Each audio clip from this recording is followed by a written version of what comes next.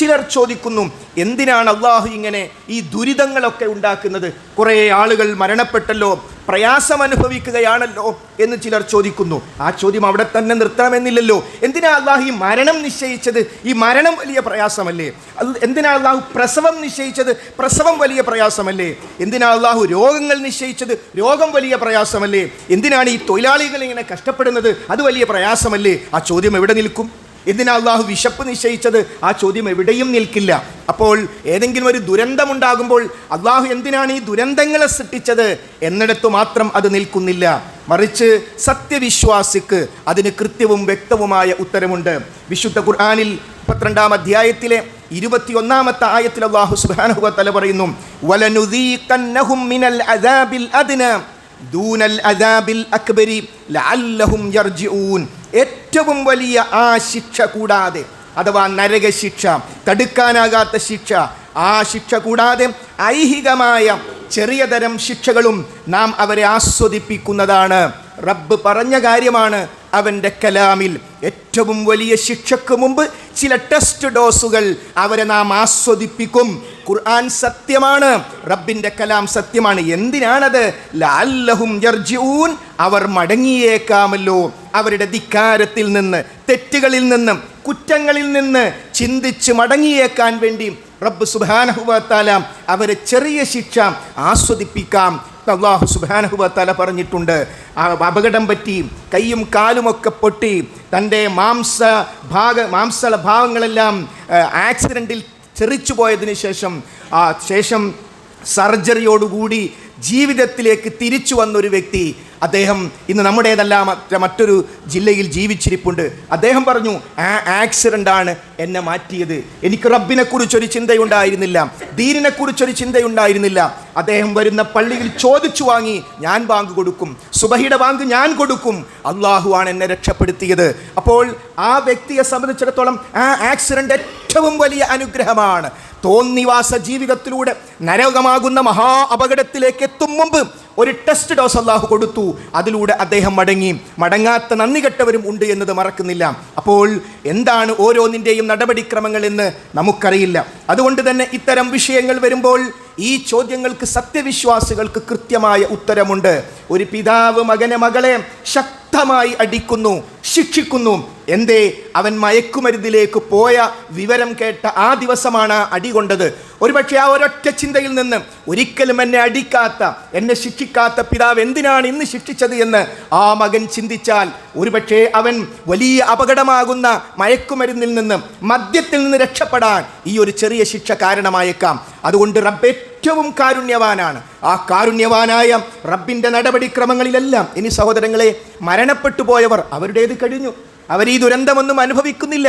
അവർ അവരുടെ യഥാർത്ഥ ജീവിതത്തിലേക്ക് പ്രവേശിച്ചു കഴിഞ്ഞു. അവരെ പറ്റി പറയുമ്പോൾ അവർ സത്യവിശ്വാസികളാണോ? അഥവാ റബ്ബ് സുബ്ഹാനഹു വ തആല വിശ്വസിക്കുകയും പ്രവാചകനെ വിശ്വസിക്കുകയും മലക്കുകളിൽ വിശ്വസിക്കുകയും അള്ളാഹുവിൻ്റെ കിതാബുകളിൽ വിശ്വസിക്കും. അങ്ങനെ ഈമാൻ കാര്യങ്ങൾ എന്തൊക്കെ പറഞ്ഞോ ആ കാര്യങ്ങളിലെല്ലാം അവർ വിശ്വസിച്ചിട്ടുണ്ടോ? എങ്കിൽ നമ്മൾ ദുരന്തമാണ് കേട്ടതെങ്കിൽ, നമ്മൾ ടെറസ് അവരുടെ ശരീരത്തിലേക്ക് വീണതാണ് കേട്ടതെങ്കിൽ, ഒരു വീടിന്മേലേക്ക് മറ്റൊരു വീട് വീണതാണ് നമ്മൾ കേട്ടതെങ്കിൽ, അതല്ല അവർ അനുഭവിച്ചത്. അവർ സത്യവിശ്വാസികളാണോ? എങ്കിൽ ആ സന്ദർഭത്തിൽ അള്ളാഹുവിൻ്റെ റഹ്മത്തിൻ്റെ മലക്കുകൾ സന്തോഷ വാർത്തയുമായി അവരുടെ അടുത്ത് വന്ന സന്ദർഭമായിരുന്നു അവർ മരിക്കുന്ന ആ രംഗം. പിന്നീട് അവിടെ ബർസഖിയായ ജീവിതം എന്ന് പറയുന്നത് അവർക്ക് അല്ലാഹു നിശ്ചയിച്ച സ്വർഗത്തിൻ്റെ വാസനകൾ, ആ സ്വർഗത്തിലേക്കുള്ള അനുഭവങ്ങൾ നിരന്തരമായി അനുഭവിച്ചു കൊണ്ടിരിക്കുന്ന ബർസഖി ജീവിതമാണ് സത്യവിശ്വാസികൾക്ക് അല്ലാഹു സുബ്ഹാനഹു വ തആല നൽകുക. അപ്പോൾ മരണപ്പെട്ടവരെ സംബന്ധിച്ചിടത്തോളം അവരുടെ ഈ ലോകത്തെ ജീവിതം കഴിഞ്ഞു. നമുക്കാണ് പരീക്ഷണം. കേൾക്കുകയും അറിയുകയും ചെയ്യുന്ന നമുക്കോരോരുത്തർക്കുമാണ് പരീക്ഷണം. എങ്കിൽ സഹോദരങ്ങളെ, ഈ ലോകത്ത് ജീവിച്ചിരിക്കുന്ന ധാരാളം മനുഷ്യരുണ്ട്. അവരൊക്കെ മരണപ്പെട്ടു പോകും. ഞാനും നിങ്ങളും മരണപ്പെട്ടു പോകുന്നത് പോലെ കുല്ലു നഫ്സിൻ ദാഇഖത്തുൽ മൗത്ത്, ഓരോ ആത്മാവും മരണത്തിൻ്റെ രുചി ആസ്വദിക്കുക തന്നെ ചെയ്യും. ഈ മരിക്കാത്ത ജനങ്ങളോട് നമുക്ക് ചെയ്യാൻ പറ്റിയ ഏറ്റവും വലിയ കാരുണ്യ പ്രവർത്തനം എന്താണ്? ഈ ലോകത്തുള്ള ഏറ്റവും വലിയ കാരുണ്യ പ്രവർത്തനം മെഡിസിൻ കൊടുക്കലല്ല, ഭക്ഷണം കൊടുക്കലല്ല, വസ്ത്രം കൊടുക്കലല്ല, വീടുണ്ടാക്കി കൊടുക്കലല്ല. അതെല്ലാം കാരുണ്യ പ്രവർത്തനങ്ങൾ തന്നെ. ഈ ലോകത്തുള്ള ഏറ്റവും വലിയ കാരുണ്യ പ്രവർത്തനം പ്രവാചകന്മാർ ചെയ്ത കാരുണ്യ പ്രവർത്തനമാണ്. മരിച്ചു കഴിഞ്ഞാൽ നിത്യമായ തീയിലേക്ക് രാവിലെയും വൈകുന്നേരവും നരകത്തിൻ്റെ രംഗങ്ങൾ ഖബറിൽ വെച്ച് കാണിക്കുന്ന അവസ്ഥയിൽ നിന്ന് മരിക്കുമ്പോൾ അല്ലാഹുവിൻ്റെ ക്രൂര സ്വഭാവമുള്ള മലക്കുകളുടെ പിടുത്തത്തോടുകൂടി ശക്തമായ വേദനയോടുകൂടി വേദനയുടെ ലോകത്തേക്ക് പോകുന്ന ആ മരണം വരാതിരിക്കാൻ നിങ്ങൾ അല്ലാഹുവിനെ അറിയണം എന്ന കാരുണ്യ പ്രവർത്തനം. ആ പടച്ചവനെ മാത്രമേ ആരാധിക്കാൻ പാടുള്ളൂ.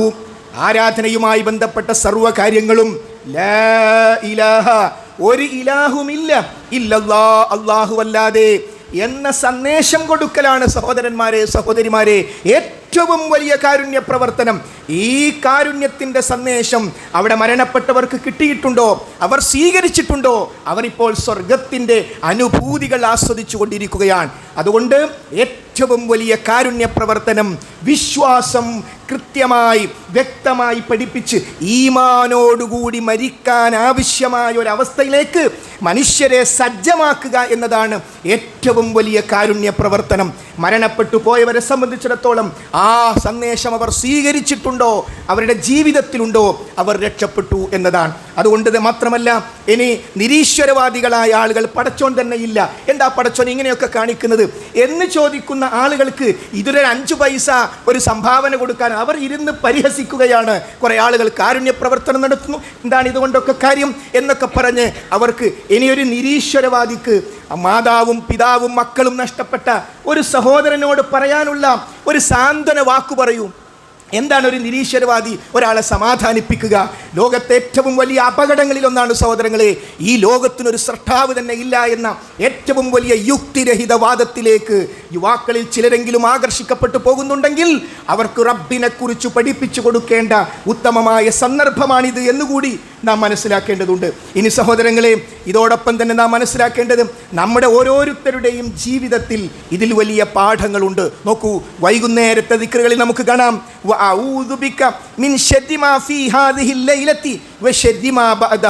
മുസ്ലിം റിപ്പോർട്ട് ചെയ്ത ഹദീസിൽ വൈകുന്നേരം സത്യവിശ്വാസികൾ ഇന്നലെ വൈകുന്നേരം, കഴിഞ്ഞുപോയ നമ്മുടെ ജീവിതത്തിലെ മുഴുവൻ വൈകുന്നേരങ്ങളിലും, ഇന്ന് ഈ വെള്ളിയാഴ്ച വൈകുന്നേരവും നമ്മൾ പ്രാർത്ഥിക്കേണ്ട പ്രാർത്ഥനകളിൽ ഹബീബായ നബി കരീം സല്ലല്ലാഹു അലൈഹി വസല്ലം പഠിപ്പിച്ചത് വഅഊദു ബിക, പടച്ചവനെ ഞാൻ നിന്നോട് അഭയം തേടുന്നു, ഞാൻ നിന്നോട് കാവൽ തേടുന്നു, മിൻ ശർരി ഫീ ഹാദിഹിൽ ലൈലത്തി, ഈ വരാനിരിക്കുന്ന ഞാൻ പ്രവേശിക്കാനിരിക്കുന്ന രാത്രിയിലെ ഷർറിൽ നിന്നും അല്ലാഹുവേ ഞാൻ നിന്നോട് കാവൽ തേടുന്നു, വശർരി മാ ബഅദഹ, അതിന് ശേഷമുള്ള ഷർറിൽ നിന്നും.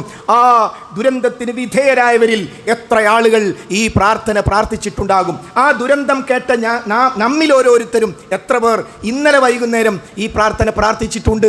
ഒരു ദിവസം രാത്രി നമ്മളിലേക്ക് വരാനിരിക്കുന്ന ദുരന്തത്തിൽ നിന്ന് രക്ഷപ്പെടാനുള്ള പ്രാർത്ഥന ഹബീബായ നബി കരീം സല്ലല്ലാഹു അലൈഹി വസല്ലം സത്യവിശ്വാസികൾക്ക് പഠിപ്പിച്ചിട്ടുണ്ട്. തീരുമാനിക്കൂ, വൈകുന്നേരത്തെ ദിക്റുകൾ എനിക്കൊന്ന് പഠിക്കണം, രാവിലത്തെ ദിക്റുകൾ എനിക്കൊന്ന് പഠിക്കണം. ഫോണിൽ പോയി പ്ലേ സ്റ്റോറിൽ പോയി ജമീൽ ആപ്പ് എന്നടിച്ചു കൊടുത്താൽ ആവശ്യമായ എല്ലാ പ്രാർത്ഥനകളും നമുക്ക് കിട്ടും. ഫോൺ നോക്കി നമുക്ക് ബസ്സിലിരുന്നും ഓഫീസിലിരുന്നും വീട്ടിലിരുന്നും അത് ചെല്ലാവുന്നതേയുള്ളൂ. അതേപോലെ തന്നെ വൈകുന്നേരത്തെ പ്രാർത്ഥനകളിൽ കാണാം, അല്ലാഹുമ്മ ഹ്ഫദ്നി മിൻ ബൈനി യദയ്യ വമിൻ ഖൽഫി വഅൻ യമീനി വഅൻ ശിമാലി വമിൻ ഫൗഖി വഅഊദു ബിക ബിഅളമതിക അൻ ഉത്താല മിൻ തഹ്തി. വൈകുന്നേരത്തെ മറ്റൊരു ദിക്റിൽ അബൂദാവൂദ് റിപ്പോർട്ട് ചെയ്ത ഹദീസിൽ കാണാം, അല്ലാഹുവേ എൻ്റെ മുമ്പിലൂടെയും പിന്നിലൂടെയും വലതുഭാഗത്തുകൂടിയും ഇടതുഭാഗത്തുകൂടിയും മുകളിലൂടെയും എന്നിലേക്ക് വരുന്ന അപകടങ്ങളിൽ നിന്ന് നീ എന്നെ കാക്കേണമേ. തീർന്നില്ല, വഅഊദു ബിക ബിഅളമതിക അൻ ഉത്താല മിൻ തഹ്തി, താഴ്ഭാഗത്തിലൂടെ ആഴ്ത്തപ്പെടുന്നതിൽ നിന്ന് ഞാൻ നിന്നോട് കാവൽ തേടുന്നു. അതാണ് അവിടെ സംഭവിച്ചത്. അവർ ആഴ്ത്തപ്പെട്ടു പോയി. മുകളിലുള്ള വീട്ടിലുള്ളവർ താഴേക്ക് ഭൂമിയിൽ ആഴ്ന്നു പോയി. വെള്ളത്തിലൂടെ അവർ എത്തി. ആ അവസ്ഥയിൽ നിന്ന് റബ്ബേ നീ എന്നെ കാക്കേണമേ എന്നും ഇത്തരം അപകടങ്ങളെ നിശ്ചയിച്ച റബ്ബ് തന്നെ ഹബീബായ മുഹമ്മദ് മുസ്തഫ നബി കരീം സല്ലല്ലാഹു അലൈഹി വസല്ലമയോട് അടിമകളോട് ഉടമയോട് ദുആ ചെയ്യാൻ വേണ്ടി പറഞ്ഞിട്ടുണ്ട്. അതുകൊണ്ട് തീരുമാനിക്കുക, നമ്മൾ അനുഭവിക്കുന്ന ഇതെല്ലാം വിശുദ്ധ ഖുർആനിലെ പരാമർശങ്ങളിലുണ്ട്. കഴിഞ്ഞുപോയ തലമുറകൾ നൂഹ് നബി അലൈഹിസ്സലാമിൻ്റെ സമൂഹത്തെ റബ്ബ് സുബ്ഹാനഹു വ തആല നശിപ്പിച്ചത് ലൂത്ത് നബി അലൈഹിസ്സലാമിന്റെ സമൂഹത്തെ നശിപ്പിച്ചത് എല്ലാം വിശുദ്ധ ഖുർആനിൽ വ്യക്തമായി നമുക്ക് കാണാൻ പറ്റും. ഫറോവയുടെ സമൂഹത്തെ വർഷങ്ങളോളം ധാന്യങ്ങൾ കൊടുക്കാതെ വരൾച്ചയിലിട്ടത് നമുക്ക് കാണാൻ പറ്റും. അതുകൊണ്ട് സഹോദരങ്ങളെ, ഇത് എനിക്കല്ലല്ലോ, ഞാനൊക്കെ വീട്ടിലെ ചുറ്റുഭാഗത്തും വലിയ പുഴയും മറ്റൊന്നുമില്ല, ഇവിടൊന്നും ഇങ്ങനെയൊന്നും സംഭവിക്കില്ല എന്നാണ് ചിലരെങ്കിലും ധരിക്കുന്നത്. എങ്കിലും അതിലും യാതൊരർത്ഥവുമില്ല. കാരണം ഭൂമി കുലുക്കം എന്ന് പറയുന്നത് ചില സന്ദർഭത്തിൽ നമ്മൾ കേൾക്കാറുണ്ട്. അതിനേതെങ്കിലും പ്രത്യേകമായ പ്രദേശമുണ്ടോ? ഒരുപക്ഷേ നമുക്ക് ഉരുൾപൊട്ടലുണ്ടാകണമെങ്കിൽ ഒരു പരിധിയിലപ്പുറം മഴ പെയ്താൽ നമ്മൾ ഒരു ബന്നെടുത്ത് ചായയിലിട്ടതുപോലെ അത് വീർത്തു നിൽക്കും. അപ്പോൾ അതിൻ്റെ വെള്ളം പുറത്തേക്ക് പോയേ പറ്റൂ, ശാസ്ത്രം വ്യക്തമായി നമ്മോട് പറയുന്നു. എന്നാൽ ഭൂമി കുലുക്കത്തിനോ? എത്രയെത്ര ഭൂമി കുലുക്കങ്ങൾ ഈ രാജ്യത്ത് നമ്മൾ കേട്ടിട്ടുണ്ട്. അതുകൊണ്ട് ഇനിയും ചോദിക്കുന്നു, നിങ്ങൾ നിർഭയരാണോ? സഹോദരങ്ങളെ, നമ്മളാരും നിർഭയരല്ല. ഉറങ്ങിക്കിടക്കുന്ന ആളുകൾ എന്തെല്ലാം പ്രതീക്ഷകൾ അവർക്കുണ്ടായിരുന്നു. അവരുടെ എന്താണിപ്പോൾ ബാക്കിയായത്? ഇനി മൃതദേഹം കിട്ടി, മയ്യത്ത് കിട്ടി എന്നൊക്കെ പറയുമ്പോൾ ചിലരുടേത് തലയില്ലാത്ത രൂപത്തിലാണ് സഹോദരങ്ങളെ, ചിലരത് കാലിൻ്റെ ഭാഗം മാത്രമാണ്, ചിലർ തിരിച്ചറിഞ്ഞത് മോതിരമുള്ളത് കൊണ്ടാണ് ആ ബോഡിക്ക് തലയില്ല. ഈ അവസ്ഥയിൽ ആണ് ബോഡികൾ കിട്ടിക്കൊണ്ടിരിക്കുന്നതും ഇപ്പോഴും കിട്ടിക്കൊണ്ടിരിക്കുന്നതും. ഇതിലൊക്കെ പാഠം ഉൾക്കൊണ്ട് ഈ ന്യൂസ് ഇങ്ങനെ കാണുമ്പോൾ ബാങ്ക് കൊടുക്കുന്നു, പള്ളി പോകുന്നില്ല.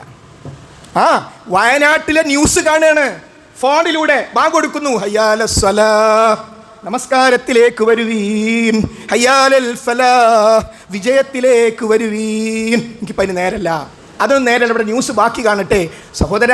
ആ ന്യൂസിൽ നിന്ന്, ആ ഫോണിൽ നിന്ന് യഥാർത്ഥ സന്ദേശമാണോ നമ്മൾ ഉൾക്കൊണ്ടത്? ഫോൺ അവിടെ വെക്കും, എന്നിട്ട് നേരെ പള്ളിയിലേക്ക് പോകും.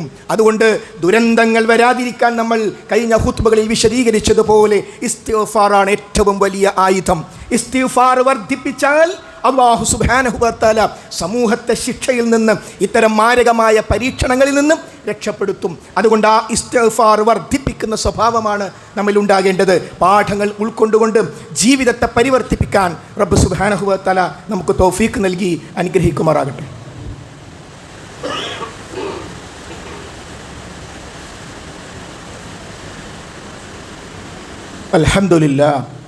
അൽഹംദുലില്ലാഹി റബ്ബിൽ ആലമീൻ വസ്സലാത്തു വസ്സലാമു അലാ റസൂലിഹിൽ അമീൻ വഅലാ ആലിഹി വസ്സഹ്ബിഹി അജ്മഈൻ. അമ്മാ ബഅദ്. ഒരിക്കൽ കൂടി റബ്ബ് സുബ്ഹാനഹു വ തആലയുടെ നിയമനിർദ്ദേശങ്ങൾ ശ്രദ്ധിക്കണം, സൂക്ഷിക്കണമെന്ന് ഓർമ്മപ്പെടുത്തുകയാണ്. സഹോദരീ സഹോദരങ്ങളെ, ദുരന്തമുഖത്ത് പാഠങ്ങൾ ഉൾക്കൊണ്ടുകൊണ്ട് ഏറ്റവും നല്ല ഒരു മരണത്തിന് വേണ്ടി തയ്യാറാവുക എന്ന അടിസ്ഥാനപരമായ ആത്മീയമായ സന്ദേശത്തോടൊപ്പം പ്രവാചകന്മാർ അഖിലവും നമ്മൾ പരിശോധിച്ചു നോക്കിയാൽ അവർ സമൂഹത്തെ പരലോക രക്ഷയ്ക്ക് വേണ്ടി സമൂഹത്തെ ക്ഷണിക്കുമ്പോൾ തന്നെ ആ സമൂഹത്തിലെ സർവ്വവിധ വിഷയങ്ങളിലും അവർ ഇടപെട്ടിരുന്നു. ഹബീബായ മുഹമ്മദ് മുസ്തഫ നബി കരീം സ്വല്ലല്ലാഹു അലൈഹി വസല്ലം ഹിറാ ഗുഹയിൽ വെച്ച് റബ്ബ് സുബ്ഹാനഹു വ തആലയുടെ കലാം സ്വീകരിച്ച് പ്രവാചകനായി മാറിയ ആ സന്ദർഭം, ഈ മഹാനായ ജിബ്രീൽ അലൈഹിസ്സലാം വരുമെന്നോ പ്രവാചകനാകുമെന്നോ നേരത്തെ റസൂലുള്ളാഹി സ്വല്ലല്ലാഹു അലൈഹി വസല്ലമക്ക് അറിയില്ല. ആ വെപ്രാളത്തിൽ ഓടിവന്ന് തൻ്റെ പ്രിയപ്പെട്ട ഭാര്യ, നമ്മുടെ പ്രിയപ്പെട്ട ഉമ്മ ഖദീജ റളിയല്ലാഹു അൻഹയുടെ അടുത്തെത്തിയപ്പോൾ അവിടുന്ന് സമാധാനിപ്പിച്ച വാക്കുകൾ എന്തായിരുന്നു? അല്ലാഹു സുബ്ഹാനഹു വ തആല നിങ്ങളെ കൈവിടുകയില്ല, നിങ്ങൾ പാവങ്ങളുടെ അത്താണിയാണ്, അനാഥർക്കും പാവപ്പെട്ടവർക്കും വേണ്ടി കഷ്ടപ്പെടുന്ന ആളാണങ്ങ്, അങ്ങ് കുടുംബ ബന്ധങ്ങൾക്ക് വില കൊടുക്കുന്ന ആളാണ്. നോക്കൂ, നമ്മുടെ പ്രവാചകൻ, നാം ഒക്കെ ഷഹാദത്ത് പറയുന്ന നബി കരീം സല്ലല്ലാഹു അലൈഹി വസല്ലമയെ കുറിച്ച് നമ്മുടെ പ്രിയപ്പെട്ട ഉമ്മ നൽകുന്ന സർട്ടിഫിക്കറ്റാണ്. അതേപോലെ സ്വാലിഹ് അലൈഹിസ്സലാമിനെ കുറിച്ച് പറയുന്നിടത്തും തഫ്സീറിൽ നമുക്കത് കാണാൻ പറ്റും. മഹാനായ മൂസാ നബി അലൈഹിസ്സലാം ലാ ഇലാഹ ഇല്ലല്ലാഹ് എന്ന കലിമത്ത് തൗഹീദ് പറയുന്നതോടൊപ്പം ആ സമൂഹം അനുഭവിച്ച പ്രശ്നങ്ങളിൽ നിന്ന് അവരെ രക്ഷപ്പെടുത്താൻ മുമ്പിലുണ്ടായിരുന്നു. അതുകൊണ്ട് തന്നെ ഭൗതികമായ പ്രശ്നങ്ങളിൽ നമ്മുടെ ചുറ്റുഭാഗങ്ങളിൽ വെള്ളം കയറുമ്പോൾ അതെൻ്റെ വീട്ടിലല്ലല്ലോ, എൻ്റെ കുടുംബക്കാരൻ്റെ വീട്ടിലല്ലല്ലോ എന്ന് ചിന്തിക്കലല്ല.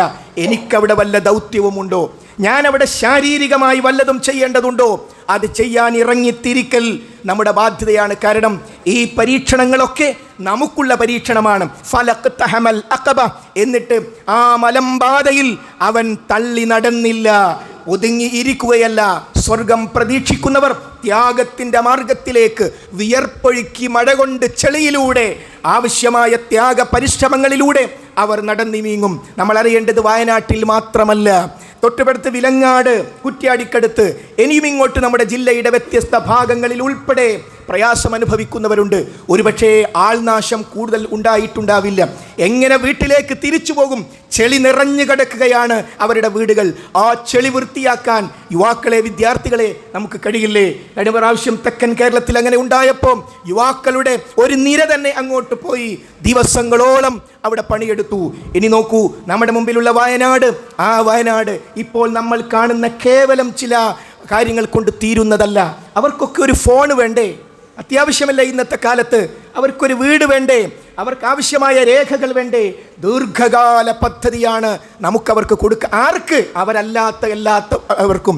ഇന്ന് ദുരിതമനുഭവിച്ച് 9,000-ൽ പരം ആളുകൾ ഇന്നത്തെ കണക്കനുസരിച്ച് ദുരിതാശ്വാസ ക്യാമ്പുകളിലുണ്ട്. 200-ന്റെ അടുത്തേക്ക് മരണം എത്തിക്കഴിഞ്ഞു. ഇനിയും മരണമുണ്ട് എന്ന് നമുക്കറിയാം. ഇപ്പോൾ അല്പസമയം മുമ്പ് 4 പേരെ ജീവനോടുകൂടി കിട്ടി. ഈ ദുരന്തമുഖത്തിൽ നിന്നും അവരെ രക്ഷപ്പെടുത്തൽ ആരുടെ ബാധ്യതയാണ്?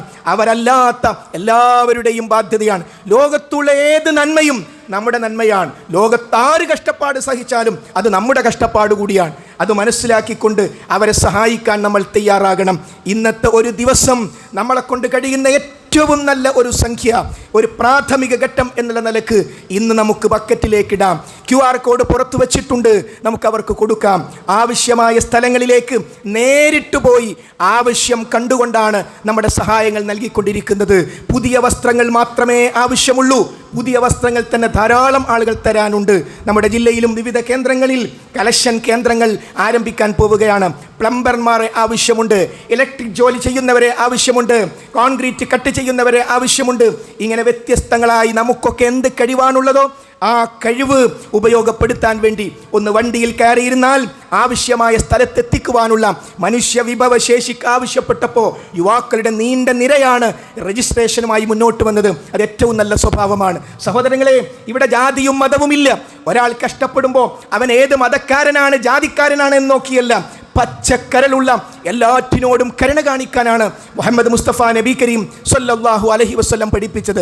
അയൽവാസി പട്ടിണി കിടക്കുമ്പോൾ വയറ് നിറച്ചുണ്ണുന്നവൻ നമ്മിൽപ്പെട്ടവനല്ല എന്ന് പറഞ്ഞപ്പോൾ അയൽവാസി മുസ്ലിമാണെങ്കിൽ എന്ന കണ്ടീഷൻ ഹബീബായ നബി കരീം സല്ലല്ലാഹു അലൈഹി വസല്ലം പഠിപ്പിച്ചിട്ടില്ല.